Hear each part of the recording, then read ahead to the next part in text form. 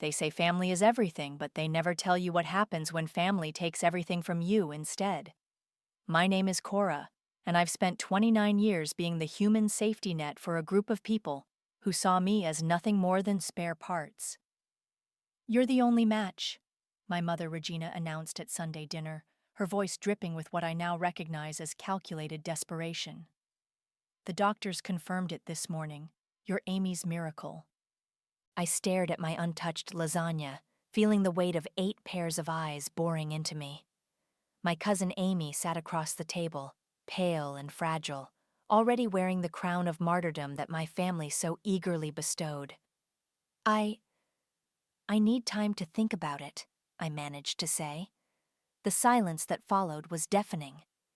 My sister Athena's fork clattered against her plate. "Think about what? It's Amy we're talking about. Your own cousin." "Of course she'll do it," my Aunt Linda chimed in, reaching over to squeeze Amy's hand. "Won't you, Cora? You've always been such a blessing to this family." A blessing. That's what they called it when I gave up my art school scholarship to help pay for Amy's college tuition. A blessing when I worked 2 jobs to support my mother after Dad's gambling debts. A blessing every time I said yes when I desperately wanted to say no. "The surgery is scheduled for next month," my mother continued, as if my consent was a mere formality. "Dr. Patterson says—" "Wait," I interrupted, my voice shakier than I intended. "Don't I get a say in this?" My father Darren looked up from his phone for the first time all evening. "Come on, kiddo. Don't make this difficult." "Difficult?" I laughed, but it came out wrong. "You're asking me to undergo major surgery, and I only found out about it over pasta." "I could die without this," Amy whispered, right on cue. Tears welled up in her eyes. "But I guess that doesn't matter to you." My phone buzzed.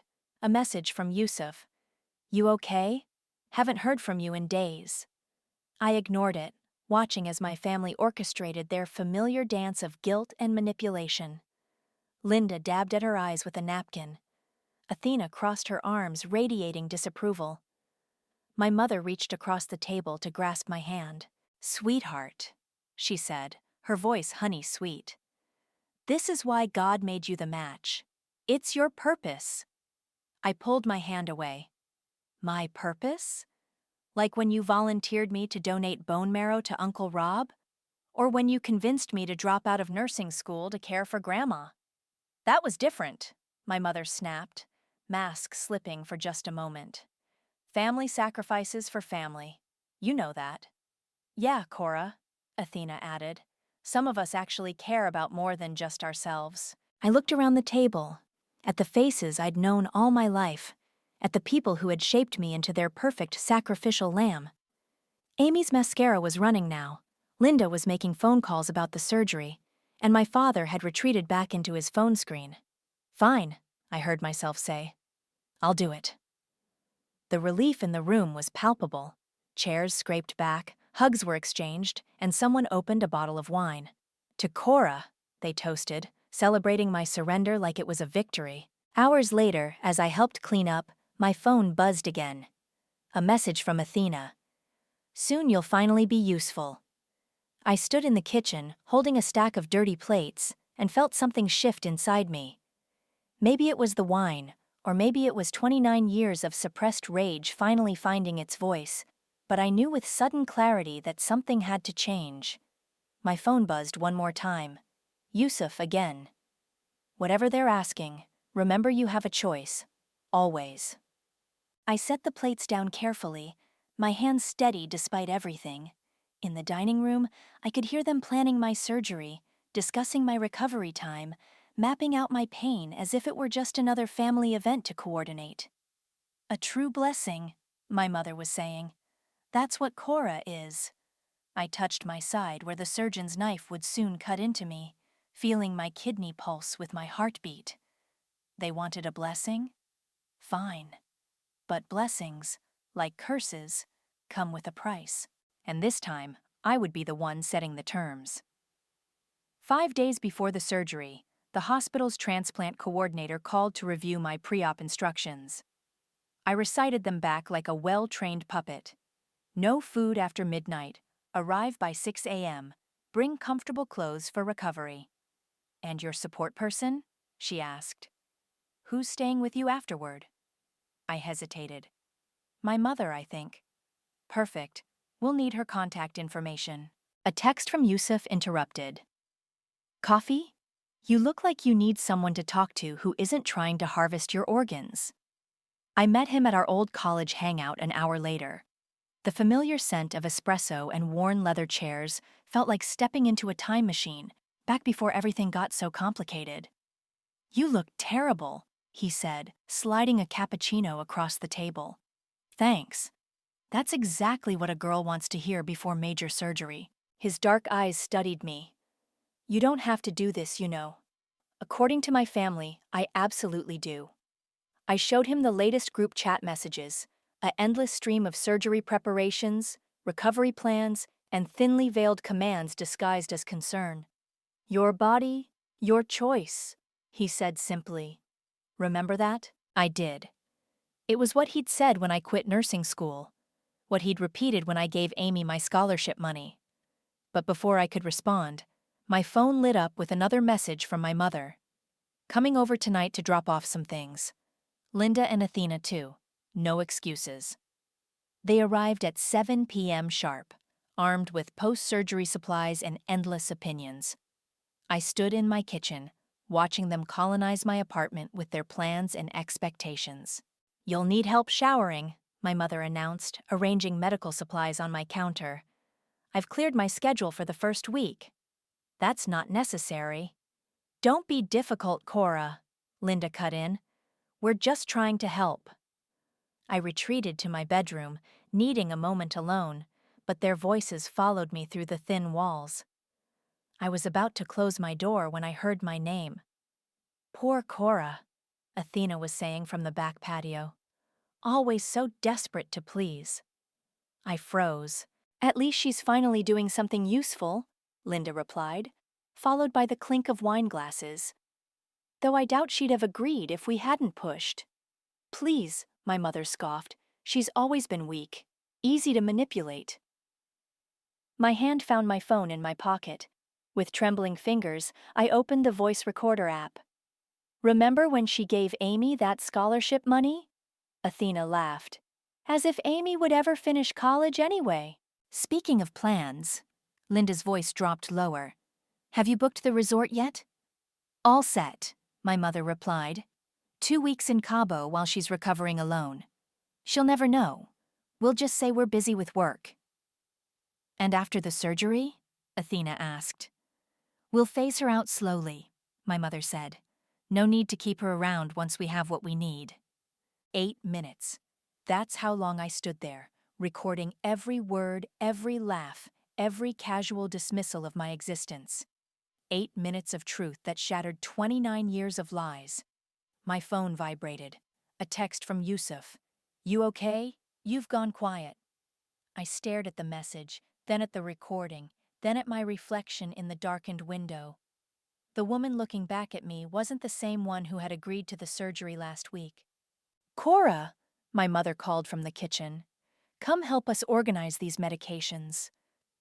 I took a deep breath, saved the recording to 3 different places, and walked back out. They were gathered around my kitchen island, still drinking wine, still planning my recovery like it was their personal victory. There you are, Linda smiled. We were just discussing the aftercare schedule. How thoughtful, I said, my voice steady despite the storm inside me. Planning everything so carefully. That's what family does, my mother beamed, reaching for my hand. I let her take it, feeling the cold press of her rings against my palm. Yes, I agreed. That's exactly what family does. Later that night, after they left, I sat in my dark apartment replaying the recording. Each word felt like a key unlocking something inside me. Not grief or pain, but something darker and more dangerous. Clarity. My phone lit up with one final message from Athena. Sleep well, sis. Big day coming up. I smiled at the screen, thinking of the recording safely backed up in my cloud storage. Yes, I whispered to the empty room. A very big day indeed. I spent the next 3 days excavating evidence like a digital archaeologist. Every manipulative text, every guilt trip email, every passive-aggressive social media post. I screenshot them all. The truth, as it turned out, had been hiding in plain sight. "Listen to this one," I said to Yusuf, who'd brought takeout to my apartment. I played the recording again, stopping at my mother's laugh. How did I never hear the contempt before? He set down his chopsticks. Because they trained you not to. That's what narcissists do. Remember when Amy dropped out of college? I pulled up an old Facebook post. Amy on a beach in Cancun, caption reading, "Living my best life." Dated exactly 1 week after I'd transferred my scholarship money to her account. "I remember you working double shifts at that coffee shop to make up for it," Yusuf said quietly. My phone rang, the transplant coordinator again. I let it go to voicemail. "You're not going through with it, are you?" Yusuf asked.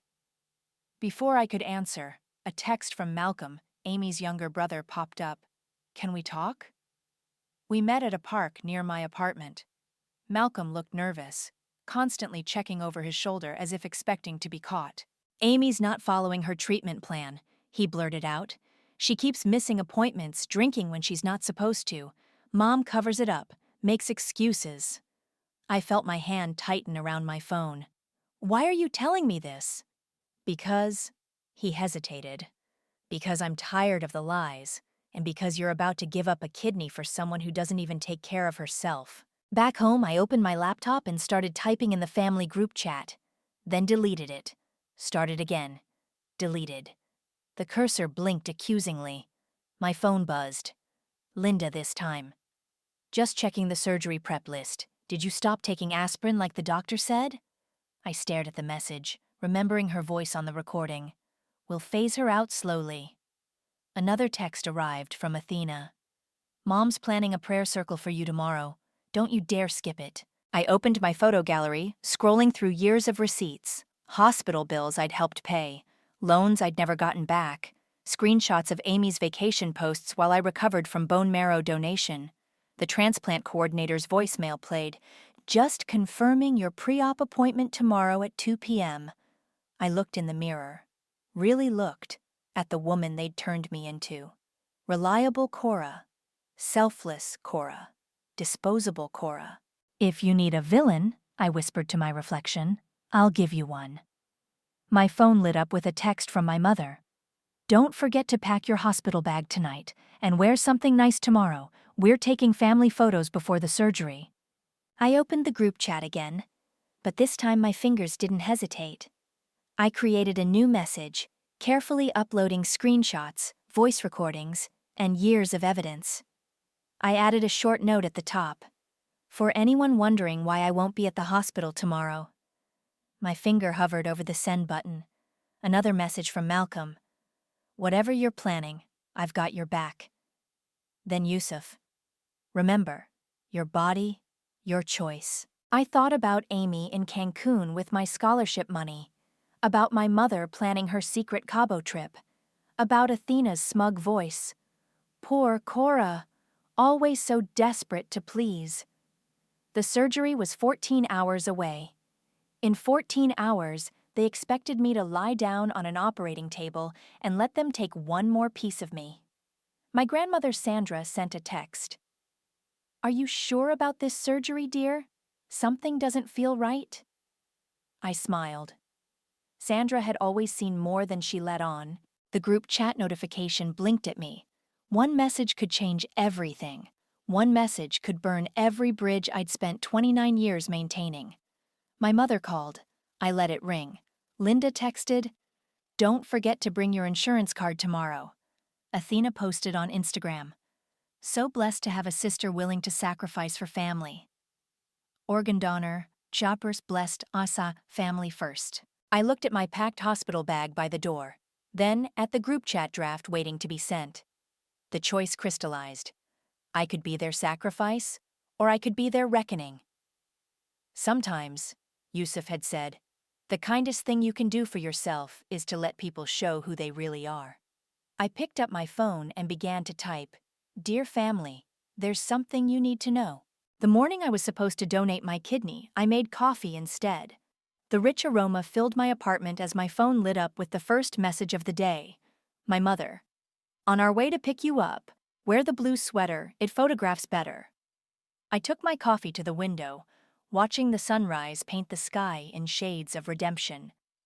My hospital bag sat untouched by the door, a prop in a play I was no longer performing in. At 6:15 a.m., I opened the family group chat. 72 members, 3 generations of enablers and victims. I uploaded the recordings first, then the screenshots, and finally typed, "Looks like you'll need to find another donor. My body, my choice. Here's why. Send." 3 dots appeared immediately, then more, then the flood began. "Linda, what is this?" Athena. "OMG. Mom, call me right now." Amy. "You can't be serious." Sandra. "Oh my word." I silenced my phone and walked to the bathroom, taking my time getting ready. When I returned, there were 47 missed calls and over 90 text messages. My mother. "You selfish, ungrateful child, after everything we've done for you." Athena. "Way to prove what a narcissist you are." Linda. "Amy could die because of you." Malcolm. "Holy shit, sis, you actually did it." Sandra. "I always knew something wasn't right with how they treated you." The doorbell rang. Then again, and again. "Cora!" My mother's voice carried through the door. "Open this door right now!" I walked to the door but didn't open it. "Go away, Mom! How dare you!" Her fist pounded the wood. "After everything we've sacrificed." "You mean after everything you made me sacrifice?" I called back. "Like my scholarship, my nursing career, my bone marrow?" "That was different," she screamed. "This is family." "No," I said calmly. "This is abuse." My phone buzzed with a new message. Amy had posted on Instagram, "When your own cousin betrays you and leaves you to die. Toxic, fake family." The comments were already rolling in. "OMG, how could she? Praying for you, hun. Family should come first." Then Sandra shared the recording to the group chat, the one where they planned their Cabo trip, the one where they laughed about using me. The hallway went quiet. My phone exploded again. "Is that really Regina's voice?" "Linda, how could you?" I always knew something was off about them. A new message from Malcolm. "Mom's having a meltdown. Dad just walked out. This is better than Netflix." Yusuf texted, "You okay? Need me to come over?" "Not yet," I replied. "This is something I need to do alone." The group chat continued to implode. Linda. "That recording was taken out of context." Athena. "You're all believing her lies?" Mom. "I will never forgive this betrayal." Sandra posted again. "The truth can't be kidney-shaped, dears. Time we all faced it." My mother's voice came through the door again, softer now, honeyed with manipulation. "Sweetheart, please. We can talk about this. We can fix this." I walked to the door and spoke clearly. "There's nothing to fix, Mom. The surgery's off. The lies are exposed. It's over." "You've ruined everything," she hissed, mask dropping. "Don't ever come back." "I won't," I promised. I heard her heels clicking down the hallway, then silence. My phone kept buzzing. Hospital. Patient canceled procedure. Amy. "I hope you're happy now that I'm going to die." Malcolm. "Aunt Regina just crashed her car into a mailbox leaving your place." Sandra. "Coming over with coffee, dear. You're not alone." Yusuf. "Proud of you." I walked to my hospital bag and emptied it into the trash. The recovery gifts they'd given me, pajamas, magazines, a prayer journal, all of it gone. A new Instagram notification. Athena had unfollowed me. Then Linda. Then my mother. One by one, the facades crumbled. I opened my balcony door, letting in the morning air. My phone buzzed one final time. A message from an unknown number. "Hi, I'm a friend of Amy's. Just wanted you to know your story is spreading. You did the right thing. I looked at my reflection in the window, seeing for the first time not the family doormat, but a woman who chose herself. The sun was fully up now, marking the beginning of a day that should have taken something from me, but instead gave me back my life. My kidney remained where it belonged. And for the first time in 29 years, so did my power. The aftermath spread like wildfire. Amy's Instagram became a battleground of passive-aggressive stories. True colors always show, followed by crying selfies and hospital bed photos. Each post tagged with "A just betrayed each a toxic family, each a prayer warrior." Sandra called me on day 3. "They're trying to damage control," she said. "Linda's telling everyone you misunderstood the recording." "Did she explain the Cabo tickets I found?" I asked, scrolling through screenshots of their resort reservations. "Darling, there's no explaining away the truth. That's why they're so angry." My phone buzzed with a message from Linda. "If you've shared those recordings with anyone outside the family, we'll sue you for defamation." I forwarded it to Yusuf, who replied instantly, "They're terrified." Good. The family's social media presence imploded spectacularly. Athena's carefully curated LinkedIn profile disappeared after her employer heard the recording of her mocking a potential organ donor. Linda's church group removed her as committee chair. My mother's Facebook prayer chain went silent. "You've started a revolution," Malcolm texted. "Half the cousins are coming forward with their own stories now." He wasn't exaggerating. Cousin Rachel revealed how they'd pressured her to break off her engagement. Uncle Rob's daughter shared screenshots of financial manipulation. The dam had broken. My doorbell rang. It was Sandra with grocery bags. "You need to eat," she announced, pushing past me into the kitchen. "And you need to hear what happened at the hospital today." I sat at my counter while she made tea. "Amy? She's back in the ICU," Sandra said, measuring tea leaves. "But here's what they're not posting. She never properly registered for the transplant list. Kept missing evaluations, skipping blood work." "What?" "Linda refused to consider other donors because she was banking on you. Easier to guilt family than follow proper protocols." My phone lit up. My mother's number. I declined the call. "She's been trying to reach me too," Sandra said. "Claims she wants to explain, make things right, but you know what right looks like to Regina, you accepting blame and falling back in line." A notification popped up. Amy had tagged me in a story. "Some people will watch you suffer and still choose themselves. Narcissist." I screenshot it just as another message came through. From Yusuf. "Coffee? You look like you need a break from the family circus." The cafe was quiet when I arrived. Yusuf sat at our usual corner table, 2 cups already waiting. "You're trending on 3 different subreddits," he said by way of greeting. "Someone leaked your story to RR, raised by narcissists." "Great," I sighed. "More drama." "No, look." He showed me his phone. Hundreds of comments, all supportive. Finally, someone stood up to toxic family. "This is what real courage looks like. You saved more than just your kidney. You saved your soul." My own phone buzzed. Athena. "I hope you're happy. My boss put me on administrative leave because of your little stunt." "Your stunt," Yusuf corrected, reading over my shoulder. "They're still trying to make you responsible for their actions." A text from Malcolm interrupted. "Heads up, Mom's organizing a family meeting to address the situation. She's calling everyone who'll still take her calls." "Let them meet," I said, surprising myself with how little I cared. Later that evening, walking home, I ran into Athena outside my building. Her eyes were red, her designer outfit slightly wrinkled. "Happy now?" she spat. "Everyone sees you as some kind of hero." "No," I replied calmly. "They see me as human. That's what scares you all so much." "You're a traitor," she hissed. "Everyone knows it." "Actually," a voice cut in, an elderly woman who'd been collecting her mail nearby. "I've been following this story online. Thank you for being brave, dear. Some families need to be exposed." Athena's face went white. She turned and stormed out, leaving me standing there with a stranger who'd just validated everything. My phone chimed with a new message. From Sandra. Linda's looking for dirt on you. Says family reputation is at stake. Stay strong, dear. Truth hurts, but lies kill.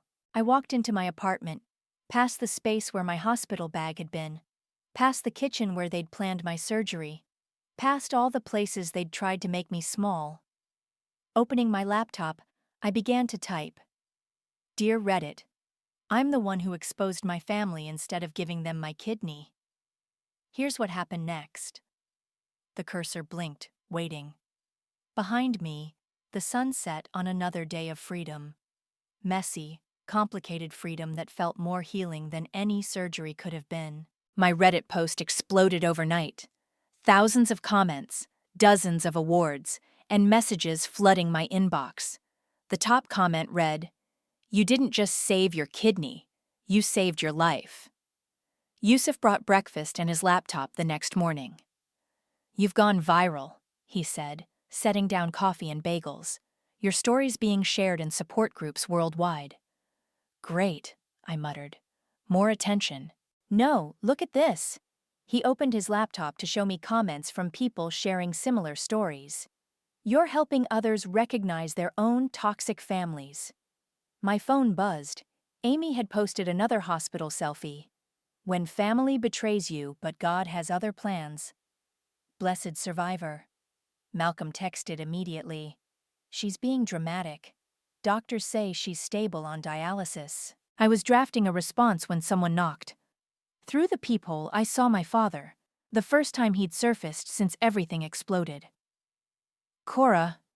His voice was uncertain. Please, can we talk? I opened the door but didn't invite him in. He looked older, tired.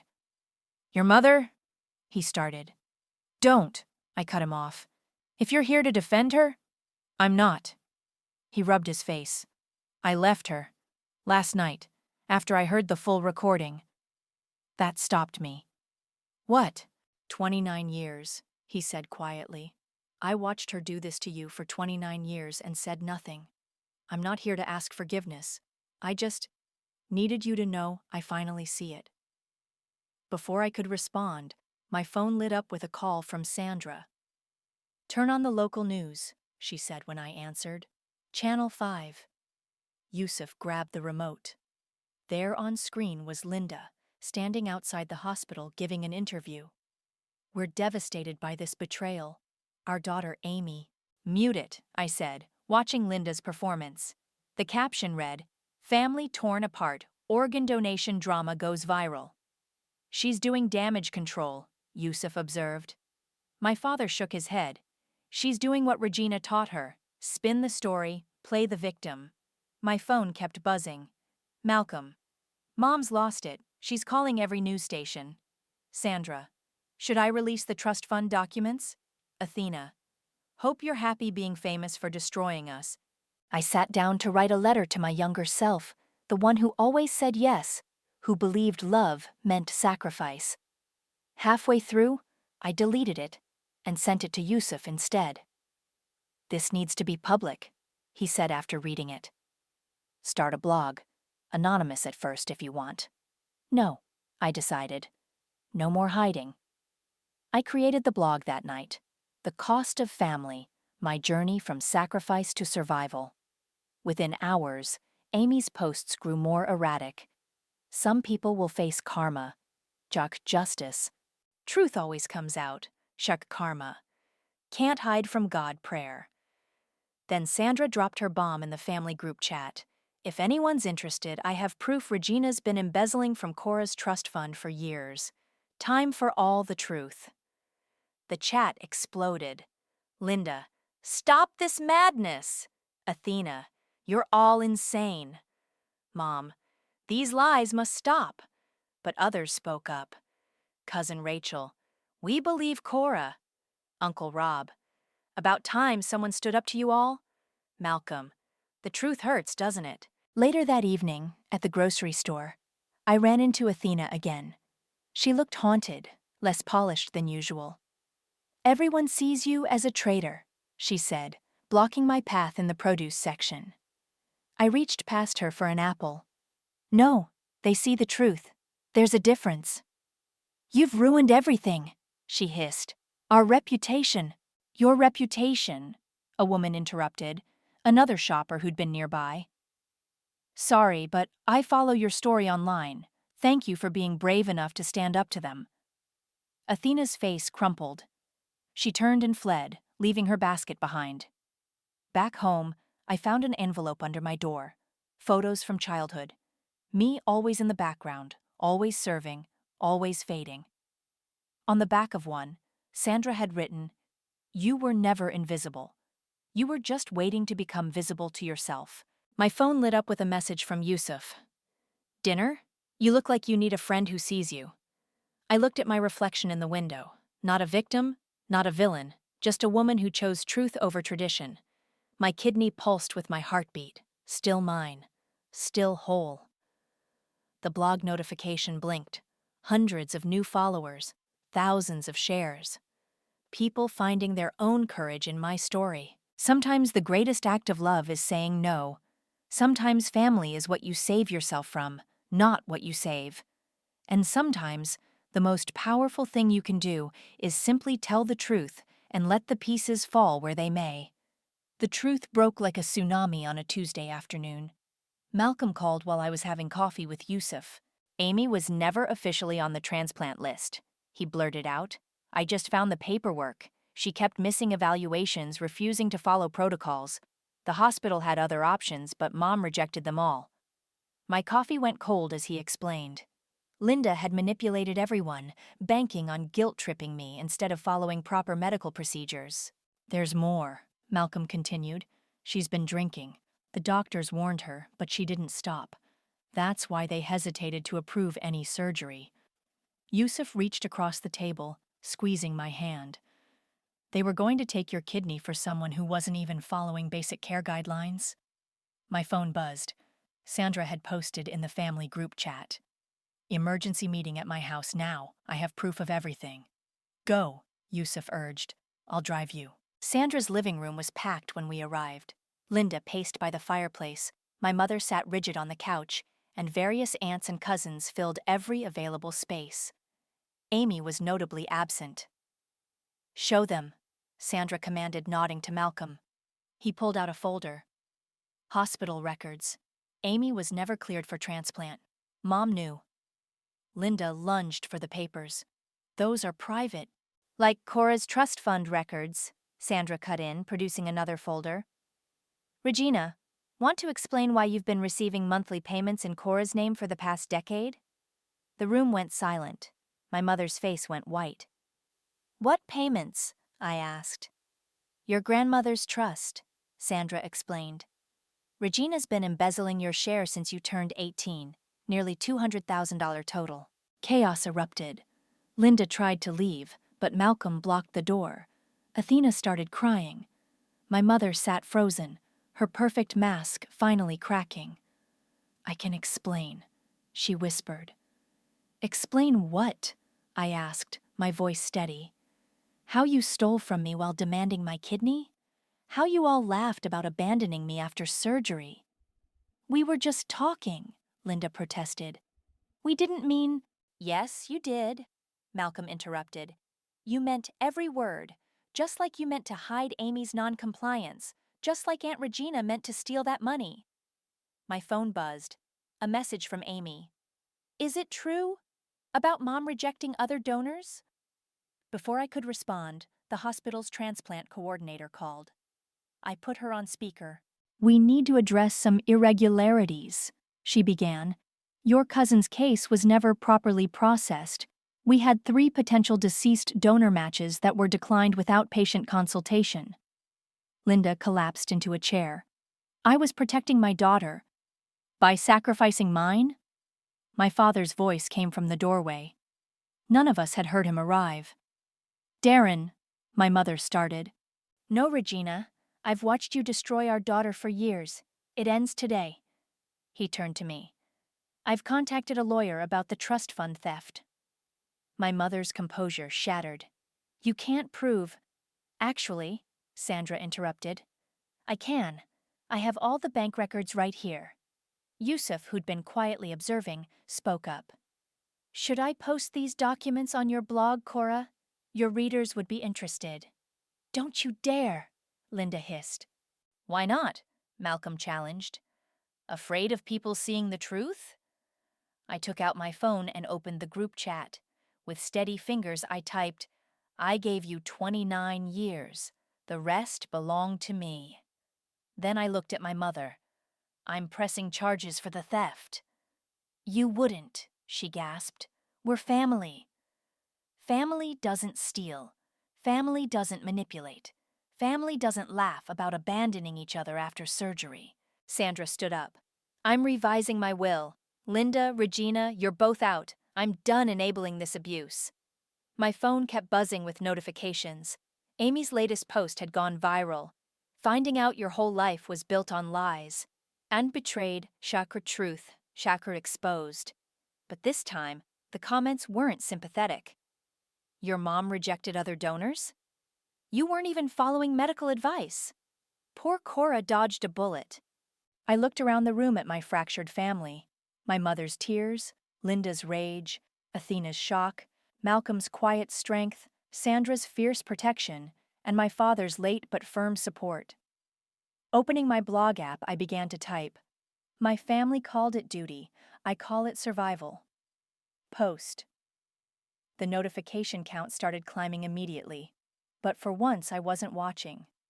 Instead, I walked out of Sandra's house, Yusuf beside me, leaving behind the wreckage of lies finally exposed to light. My phone rang one last time. My mother. I declined the call and blocked her number. Some fires need to burn. Some truths need to destroy.